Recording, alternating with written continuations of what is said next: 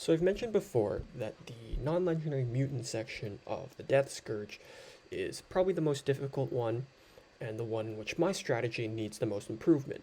Well, this is going to be a video showcasing some of that improvement, thanks to some innovations made by both myself and some friends of mine. In particular, shout out to you, Gully, if you're watching this. Difficulty 8, 391 Scourge Point Run.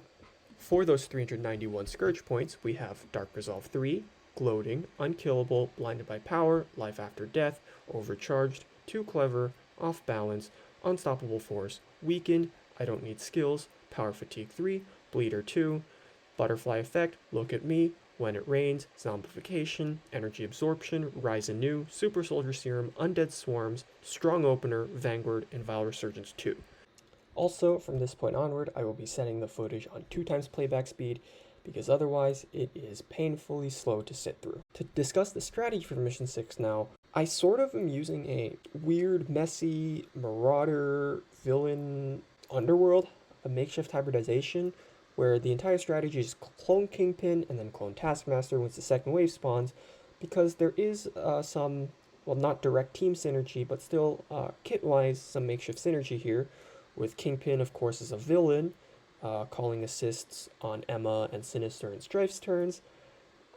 Also summoning the bodyguards, which with Underworld, it's, the summon spam, but we also can synergize that with a taunt juggle between Strife and Bishop.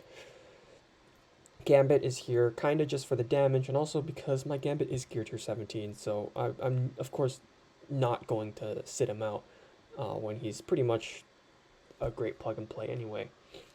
I do use Emma ult here. It's important then also to make sure I have Emma ult ready again when the second wave spawns in. The second wave is going to spawn in with 3 immunities and 3 death proofs from 3 of the Scourges working together. I think it's the one that gives death proof on spawn, immunity on spawn from strong opener, and then when it rains, extending all buffs whenever any is applied, ultimately leading to 2 or 3 of each of those buffs on when the second wave spawns in, which is really hard to get around without Emma ult, so I gotta make sure that is ready to go once that second wave spawns in.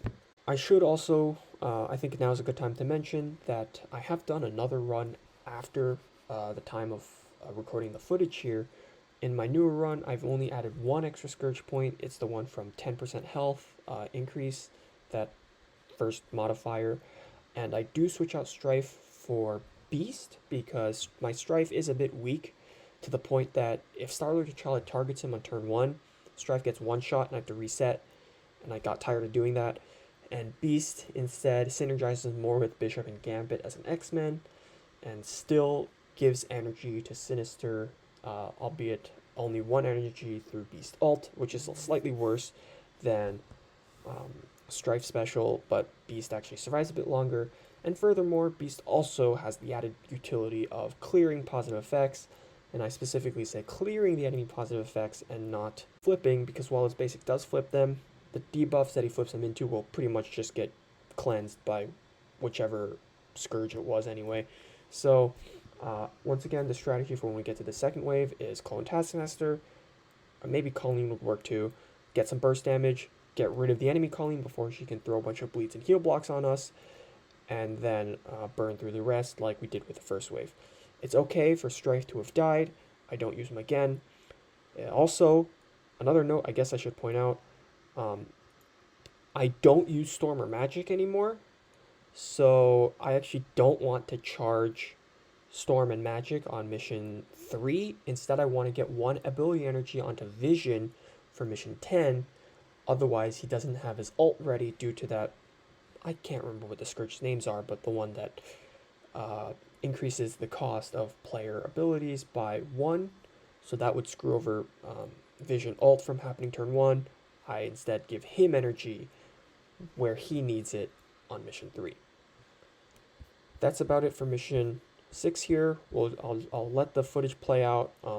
I do need to make sure the 4 here who are not Strife survive, because Bishop, Emma, Gambit, and Sinister are all going to be reused in Mission 7.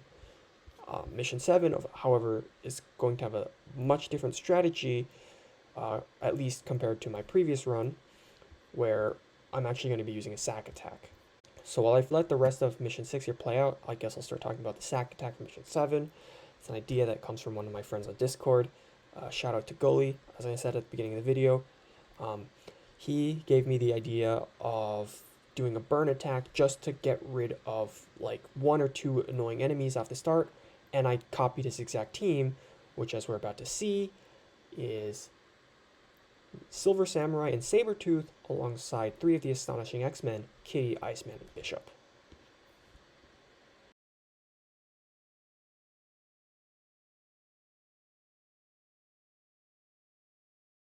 So once again, for Mission 7, I do go in with a sack attack first. Please ignore this X-Factor cable experimentation I was doing before. Instead, let's look at a team, a screenshot of which I saw on Discord and decided to try out. Silver Samurai, Sabretooth, Kitty, Iceman, and Bishop, which I presume the idea is what I did here, which is just blast through Nakia so she doesn't live to the follow-up attack. Nakia is really annoying with her alt, that chain, rebound chain that's often piercing. So we just use Bishop ult and then Sabretooth ult to break her really low. And then Skirmishers, Iceman, and Kitty, and the damage on their abilities to get through the last few death proofs on her. Getting Nakia out of the way is very useful, and then that makes the second attack so much easier. I also realized I could have permanently killed Merc's soldier here, which I actually did do in my second attack that I mentioned before, or second run that I mentioned before, the one after this, where I added 1 extra Scourge point. And honestly, I actually don't recommend that. I don't think perma-killing anyone, or getting rid of Merc soldier, for example, I actually don't think it's a good idea. It's better to actually have all 5 of these enemies who are still alive stay alive for the follow-up attack, because, or at least my strategy is to go back in with, once again, Emma, Sinister, Gambit, and then 2 others, which I think are going to be are going to be Dazzler and Phantom X, or Dazzler and Beast. Now, of course, that Nakia is gone from a sack attack, I can go in with my main force, which, as I already said, is Emma Sinister with Gambit, not Bishop anymore, Gambit, Dazzler, and some 5th. In this run, it's going to be Phantom X. In my newer run that I've mentioned a couple times, it was Beast. I imagine Strife, or maybe even a Death Seed member like Nemesis, would be an option here for Strife if he's big enough to, not be like mine and survive on Mission 6 instead. Now, for the first wave, what I like to do, between my 2 runs, one with and without Merc Soldier alive, courtesy of Silver Samurai permakill on his ult, I think it's actually better to leave him alive. That way you can kind of slow burn the first wave a bit. The other option is, of course, to kill off a few members of the first wave in the sack attack, in addition to Nakia, and then just make sure you have important cooldowns up by the final wave. Here I did throw out a couple ults and then just slowly charge them back up throughout the first 2 waves. The ults I'm going to want when the third wave spawns in is going to be Emma ult to clear a bunch of buffs, including defense ups and taunts off the shield security, so I can focus on Sharon and Maria when that third wave spawns in. And of course, aside from that Emma ult, it would be nice to have a Dazzler ult to get a good amount of damage off, and some slows to delay their first turn, as well as Gambit ult for some very heavy damage. Back to this current wave, once I kill the 4th to last enemy standing, when there's 3 enemies left, the next 3 enemies, the Trooper, Shuri, and a Shield Assault will spawn in. This wave is not that difficult, their damage is not that jacked, even with the minion Scourges, so as long as you can stay alive, this wave is not too difficult to maintain your cooldown status and slowly recharge some. And I'm going to pick off some of the first wave enemies who are on low health to spawn in that third wave so I can use Emma's ult. That's about it for the strategy of Mission 7. It plays out pretty smoothly, aside for me failing to kill off Maria at one point and having to deal with some summoned troopers. They're a bit of an annoyance. I think they killed off Phantom X, unfortunately, but I ended up still getting through the mission just fine and ended the run with a score of 2.9 million. It would have been a 3.2 million run if I didn't suck and properly beat mission 10. However, zombification really messes up mission 10, makes it significantly more difficult, as well as I forgot to charge up Vision ult on the hero missions. So in mission 3, I did not bring Vision this time around, and he did not have his ultimate ability ready to clear the immunities from Strong Opener when I got to mission 10. So I had to end the run after beating mission 9 for 2.9 million, and unfortunately I also was not able to beat it on my rerun through even with Vision ult charged, probably because I bulked up a little too hard on Scourges. So where I currently stand now with my 392 point Scourge run, which is this run but with a 10% health modifier, I'm currently, as of the time of recording this commentary, at 2,905,000 points in position 1,589th, which I think with 3 days left to go is pretty safe for top 2,500, and I should be getting my 6-star Archangel. I'm not going to be pushing for a 7-star because I just don't think my roster is deep enough.